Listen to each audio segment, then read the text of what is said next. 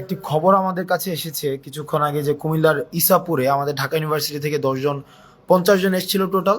এর মধ্যে 10 জনকে হচ্ছে আমাদের জিম্মি করা হয়েছে, বাকি 40 জনকে আলাদা করে ফেলা হয়েছে। এই ধরনের একটা খবর আমাদের কাছে এসেছিল। আমি নিজে এখন কুমিল্লাতে আছি। আমার কুমিল্লাতে এসেছি আমাদের ত্রাণ সহায়তা নিয়ে, এবং এই ত্রাণটি আমরা কিছুক্ষণের মধ্যেই কুমিল্লা যেই আমাদের পুলিশ লাইনে আমরা পৌঁছে দিব, এবং সেখানে আরও অন্যান্য যে ত্রাণগুলো রয়েছে সমন্বিতভাবে আমরা সেখানে হচ্ছে পৌঁছে দিব। অর্থাৎ যে এলাকাগুলো রয়েছে বিশেষ করে বুড়িচং এবং হচ্ছে যে এলাকাগুলো ভাঙন প্রবণ যে এলাকা, সেখানে আমরা পৌঁছে দিব। এখন বিষয়টি হচ্ছে যে কুমিল্লার যে বিষয়টি দাঁড়িয়েছে, আমরা এখানে স্থানীয় যিনি এসপি রয়েছেন ওনার সাথে আমার ব্যক্তিগতভাবে কথা হয়েছে এবং ওসিকে সেখানে পাঠানো হয়েছে। সর্বশেষ খবর পাওয়া পর্যন্ত ওনারা যেটি জানিয়েছেন, এই খবরটি যার মাধ্যমে পেয়েছেন, যে নাম্বারটি দেওয়া আছে তাকে রিচ করা যায়নি। যে যার নাম্বার সাব্বির নামের একজনের নাম্বার দেওয়া হয়েছে, যে সাব্বিরের সাথে যোগাযোগ করতে বলা হয়েছে, কিন্তু সাব্বির নামের যেই ভদ্রলোক উনাকে এখনো পর্যন্ত রিচ করা যায়নি।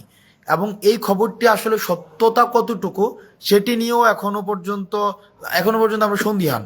কারণ এসপি মহোদয় এবং হচ্ছে ওসি নিজে গিয়েছেন, এখনো পর্যন্ত এই ধরনের কোনো খবর পাওয়া যায়নি। মানে এখনো পর্যন্ত এই ধরনের কোনো পাওয়া যায়নি। তো অনেকে ভাবছে হয়তো যে তাদেরকে ডাকাত সন্দেহে এলাকাবাসী হয়তো আটক করেছে। ওই যে 50 জন ওখানে রয়েছে, এইটি সত্যতা এখনো পর্যন্ত নিশ্চিত করা যায়নি। তো আমরা চেষ্টা করছি। আমরা এখনো পর্যন্ত আছি কুমিল্লাতে আজকে সারাদিন থাকবো, এবং হচ্ছে আমরা এখানে যে প্রত্যন্ত এলাকায় প্রান্তিক পর্যায়ে যে ত্রাণ আজকে যেগুলো আমরা সংগ্রহ করেছি সেগুলো আমরা পৌঁছে দেওয়ার চেষ্টা করব।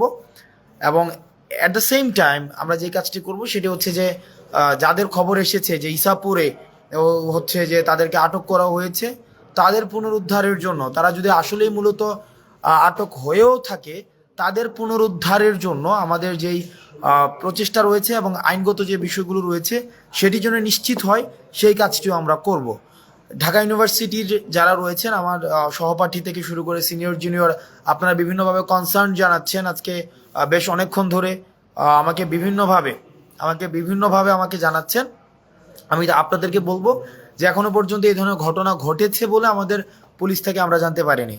দ্বিতীয় যে বিষয়টি সেটা হচ্ছে সাকিব, আমাদের ছোট ভাই সাকিব, মনোয়ার এবং হচ্ছে যে আমাদের হোসাইন, এই 3 জন আমরা জানি যে ফেসিবাদ বিরোধী আন্দোলনের একদম শুরুর দিকে আমরা যখন আনুষ্ঠানিকভাবে এক দফা দেই, এক দফা দেওয়ার পূর্বেই কিন্তু আমরা দেখেছি যে তাদের একটি মিছিল আমরা আমাদের জৌহল থেকে ওরা দিয়েছিল। ঢাকায় তখন হচ্ছে লকডাউন, ঢাকায় এক ধরনের ব্ল্যাক আউট ছিল, আমরা ইন্টারনেট শাটডাউন দিয়ে দেওয়া হয়েছিল, আমাদের কারফিউ জারি করা হয়েছিল। সেই পরিস্থিতিতে দাঁড়িয়েও কিন্তু আমরা দেখেছি যে বাকি যেই মানুষগুলো, যে আমাদের হোসাইন, সাকিব এবং হচ্ছে মনোয়ার, তাদের যেই এক ধরনের সবসময় ফেসিবাদ বিরোধী আন্দোলনে তাদের সক্রিয়তা ছিল।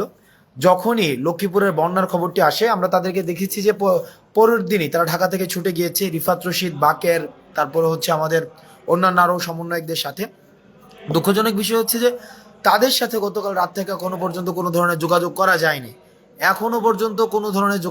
যায়নি। তাদের সাথে আমরা চেষ্টা করছি যে স্থানীয়, আমরা ডিসির সাথে কথা বলার চেষ্টা করেছি, এসপির সাথে কথা বলার চেষ্টা করেছি, কিন্তু ওখানের যে পরিস্থিতি, মানে ওখানের যে সার্বিক পরিস্থিতি এমন পর্যায়ে এসে দাঁড়িয়েছে যে ডিসি বা এসপি কারো কাছে আমরা রিচ করতে পারিনি। অর্থাৎ ইন্টারনেট ব্ল্যাক আউট হয়ে গিয়েছে, মানে কমপ্লিটলি ব্ল্যাক আউট হয়ে গিয়েছে। আমরা চেষ্টা করছি যে সাকিবদের কাছে পৌঁছানো, আসিফ, রিয়াদদের কাছে পৌঁছানো, মনোয়ারদের কাছে পৌঁছানো। আপনারা আপনাদের জায়গা থেকে আপনারা চেষ্টা করুন। আর তৃতীয় একটি বিষয়, আমরা দেখতে পাচ্ছি যে বাংলাদেশের বিভিন্ন জায়গা থেকে ত্রাণ সহায়তার জন্য আমরা 20 জনের টিম নিয়ে, 30 জনের টিম নিয়ে ফেনীমুখী হচ্ছি, নোয়াখালীমুখী হচ্ছি। আপনাদের কাছে অনুরোধ থাকবে, এভাবে টিম নিয়ে আসার কোনো প্রয়োজন নেই। আপনাদের প্রশিক্ষিত টিম ছাড়া, প্রশিক্ষিত টিমের যদি আপনারা সমন্বয় নিশ্চিত করতে না পারেন, আপনার ফেনীমুখী হওয়ার দরকার নেই। সর্বোচ্চ একটা ট্রাকের সাথে 2 জন বা 3 জন, সর্বোচ্চ 2 জন বা 3 জন এনাফ। এর বেশি যারা আসছে 10 জন 15 জন, এই 10 জন 15 জন আসার কোনো প্রয়োজন নেই। আপনারা যে স্থানীয় যে জায়গাটি রয়েছে, আপনারা যে এলাকায় যাবেন, ওই এলাকার আপনারা স্থানীয় মানুষগুলোর সাথে আগে একটু কথা বলেন। তাদের জায়গা থেকে আপনি দেখবেন যে 15 জন 10 জন বা ওখানের এলাকাবাসী আপনাদেরকে সহায়তা করছে। খালি শুধু শুধু ঢাকা থেকে 10 জনের একটা টিম নিয়ে যাচ্ছেন, 20 জনের একটা টিম নিয়ে যাচ্ছেন, গিয়ে সেটা আরো বেশি আপনাদের হচ্ছে বার্ডেন ক্রিয়েট করা হচ্ছে। ওই এলাকার মধ্যে একটা বার্ডেন ক্রিয়েট করা হচ্ছে।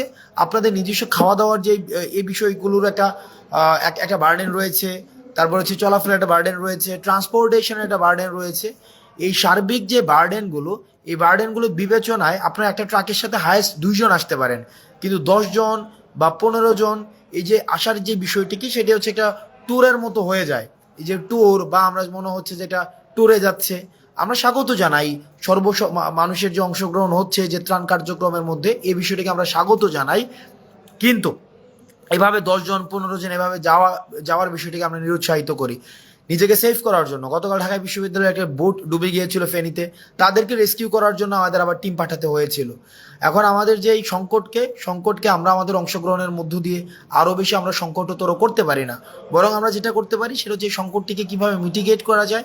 আমাদের মিটিগেশন এবং অ্যাডাপ্টেশন প্রসেসের মধ্য দিয়ে সেই জায়গাটিতে আমাদের হচ্ছে গুরুত্ব বেশি করে দিতে হবে।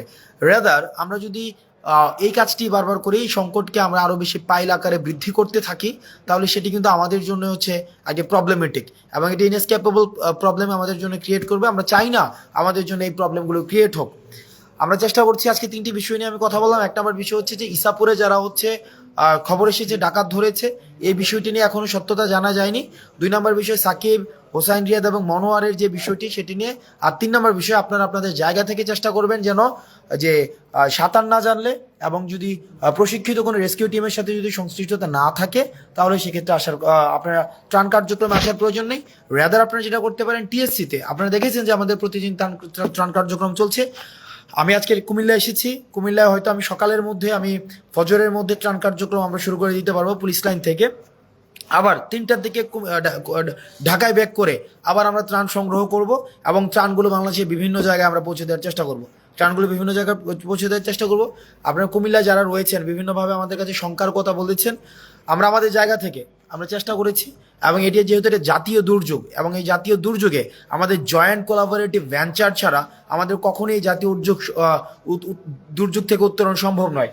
আমাদের এই দুর্যোগটিকে আমরা একটি দেখছি যে এটি একটি ইন্টেনশনালি ভারত ওয়াটার গেটগুলোকে খুলে দিয়েছে, আমাদেরকে পূর্ব প্রস্তুতির কোনো সুযোগ দেয়নি।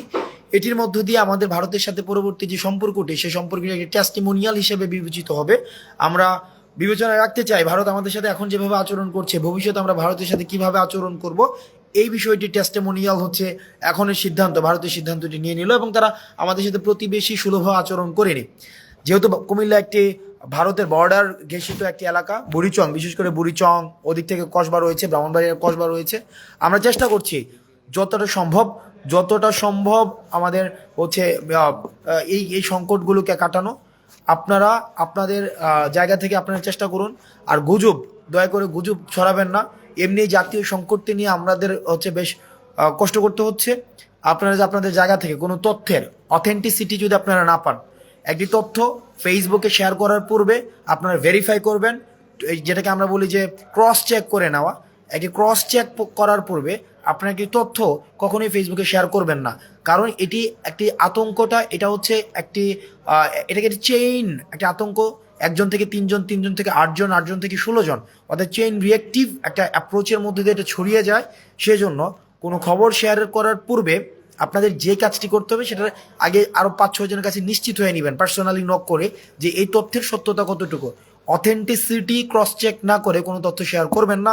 আমরা চেষ্টা করছি আমাদের জায়গা থেকে, এবং সকল শ্রেণী পেশার মানুষ তার জায়গা থেকে চেষ্টা করছে। আমরা চেষ্টা করছি এই সংকটটিকে উত্তরণ করার জন্য। আমরা আমাদের জায়গা থেকে আমরা চেষ্টা করব, আপনারা আপনাদের জায়গা থেকে চেষ্টা করুন। আমাদের আবার কালকে আজকে সারাদিন আমাদের কুমিল্লায় আমাদের ত্রাণ কার্যক্রম চলবে, আমাদের ঢাকায় আমাদের ত্রাণ সংগ্রহ কার্যক্রম চলবে। আমাদের কিন্তু ঢাকায় যে ত্রাণ সংগ্রহ কার্যক্রম, সেটা কিন্তু অব্যাহত থাকবে। টিএসসিতে আমরা দেখেছি যে সকল শ্রেণী পেশার মানুষ হচ্ছে ত্রাণ যেটি দিচ্ছেন, সেটি হচ্ছে আমরা একটু অভূতপূর্ব আমরা সাড়া পেয়েছি। এবং যে পরিমাণ ত্রাণ আজকে আমরা সংগ্রহ করেছি, সেটি হচ্ছে আনকাউন্টেবল অ্যামাউন্ট অফ ত্রাণ আমরা পেয়েছি। এই ধরনের ত্রাণ আমরা দুর্যোগ মন্ত্রণালয় আমাদেরকে লজিস্টিক সাপোর্ট দিচ্ছে কিভাবে সেটাকে ম্যানেজমেন্ট করা যায়, এবং সেখানে আমরা দেখেছি যে মানুষের কি অভূতপূর্ব অংশগ্রহণ, সকল শ্রেণী পেশার মানুষের অংশগ্রহণ, শিশু বৃদ্ধ বাচ্চাদের অংশগ্রহণ, সেটা আমাদেরকে অনেক বেশি উজ্জীবিত করে।